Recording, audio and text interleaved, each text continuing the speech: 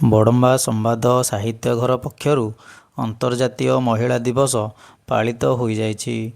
ନିଜିଗଡ଼ ବଡ଼ମ୍ବାସ୍ଥିତ ସରକାରୀ ବାଳିକା ଉଚ୍ଚ ବିଦ୍ୟାଳୟରେ ସାହିତ୍ୟଘର ସଭାପତି ଧନେଶ୍ୱର ସ୍ୱାଇଁଙ୍କ ସଭାପତିତ୍ୱ ଓ ସଂଯୋଜକ ତଥା ବଡ଼ମ୍ବା ସମ୍ବାଦ ପ୍ରତିନିଧି ପୁପୁ ମହାନ୍ତିଙ୍କ ସଂଯୋଜନାରେ ଅନୁଷ୍ଠିତ କାର୍ଯ୍ୟକ୍ରମରେ ମୁଖ୍ୟ ଅତିଥି ଭାବେ ବଡ଼ମ୍ବା ଅତିରିକ୍ତ ତହସିଲଦାର ଜ୍ୟୋତିର୍ମୟୀ ଆଚାର୍ଯ୍ୟ, ମୋ ନାଁ ଜ୍ୟୋତିର୍ମୟୀ ଆଚାର୍ଯ୍ୟ। ମୁଁ ବଡ଼ମ୍ବାର ଅତିରିକ୍ତ ତହସିଲଦାର। ଆଜି ଆନ୍ତର୍ଜାତିକ ୱିମେନ୍ସ ଡେ ଅବସରରେ ସମସ୍ତଙ୍କୁ ହାପି ୱିମେନ୍ସ ଡେ। ଆଜି ବଡ଼ମ୍ବା ସମ୍ବାଦ ସାହିତ୍ୟ ଘର ତରଫରୁ ଆନ୍ତର୍ଜାତିକ ମହିଳା ଦିବସ ସେଲିବ୍ରେଟ୍ କରିବା ପାଇଁ ଗୋଟେ ଫଙ୍କସନ୍ ଆରେଞ୍ଜ କରାଯାଇଥିଲା, ଯେଉଁଥିରେ କି ମହିଳାମାନଙ୍କୁ ସମ୍ମାନିତ କରାଗଲା ଏବଂ ବିଭିନ୍ନ କ୍ଷେତ୍ରରୁ ଆସିଥିବା ମହିଳାମାନେ ଏବଂ ପୁରୁଷମାନେ ସେମାନଙ୍କର ବକ୍ତବ୍ୟ ଉପସ୍ଥାପନ କଲେ ଏବଂ କବିତା ପାଠ କଲେ। ମୁଁ ଏଇ ଏକ ୟୁନିକ୍ ଇନିସିଏଟିଭ୍ର ପାର୍ଟ ହେଇକି ମୁଁ ନିଜକୁ ବହୁତ ଗର୍ବ ମନେ କରୁଛି। Thank you. ମୁଖ୍ୟ ବକ୍ତା ମୋହନ ସୁବୁଦ୍ଧି ମହାବିଦ୍ୟାଳୟର ସଂସ୍କୃତ ବିଭାଗର ଅଧ୍ୟାପିକା ଡକ୍ଟର ପୁଷ୍ପଲତା ପାଣିଗ୍ରାହୀ। सर्वमंगल मांगल्ये शिवे सर्वार्थ साधिके शरणं त्र्यंबिके गौरी नारायणी नमस्तुते। मु डॉक्टर पुष्पलता पाणिग्राही मोहन सुबुद्धि महाविद्यालय संस्कृत विभागर अध्यापिका। आज अंतर्जातिक महिला दिवस उपलक्षे संवाद साहित्यघर तरफ आयोजित होता यही कार्यक्रम जोग देइथिबारु खूब खुशी अनुभव करुछि, कारण यह एक अत्यंत भाव प्रशंसनीय स्वागत योग्य पदक्षेप।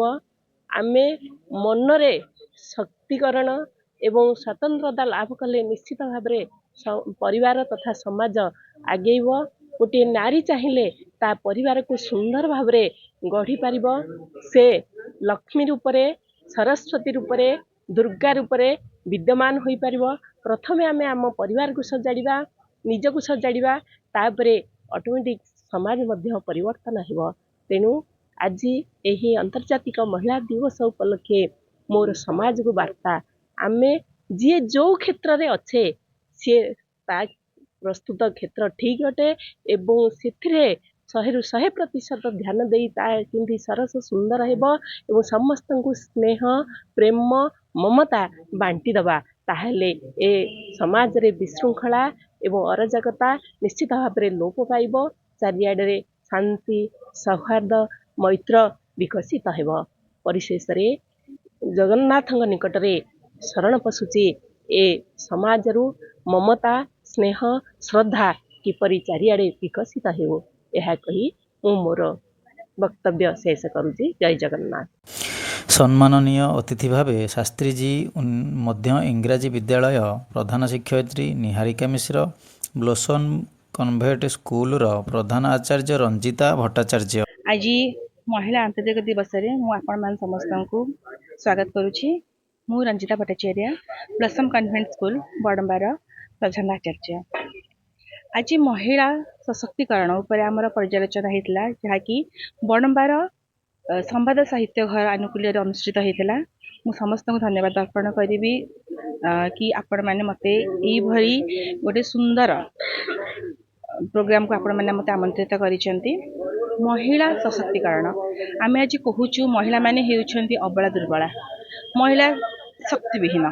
कौन पाई गोटे महिलार स्वाभिमान, महिलार सम्मान केवल महिला हाथ में ही अच्छी। तेणु ये जिनस को महिला माने प्रत्येक महिला हृदयंगम करने दरकार। आमे आमर शक्ति को आमको देखा पड़ो, आमे अन्याय विरुद्ध रे स्वर उत्तोलन करने को पड़ो, ना कि घर कोण बसी आमको कांदे पड़ो। आमे महिला आम पाखे बहुत एनर्जी अच्छी, मुझे आज कहली आम पाखे पोटेंशियल एनर्जी अच्छी, काइनेटिक एनर्जी अच्छी। आम गोटे आटम बम। तेणु आम कि भी करें। तेणु आमर सम्मान आम हाथ में। आम आम जो आमर सम्मान को आंच आसूची, आमर स्वाभिमान को आंच आसूची, आम से आम स्वर उत्तोलन करवा। आज यही आंतर्जातिक महिला दिवस रे मु आपण मानक कहबी, आम प्रत्येक महिला बहुत स्ट्रांग, आम पाखे बहुत शक्ति अच्छी। बस बेस आमको आमर शक्ति को देखेबार अच्छी। धन्यवाद। सरकारी बालिका उच्च विद्यालय शिक्षयित्री प्रीति प्रियदर्शिनी प्रमुख जोगदे समाज रे नारीर भूमिका संपर्क में कहिथिले।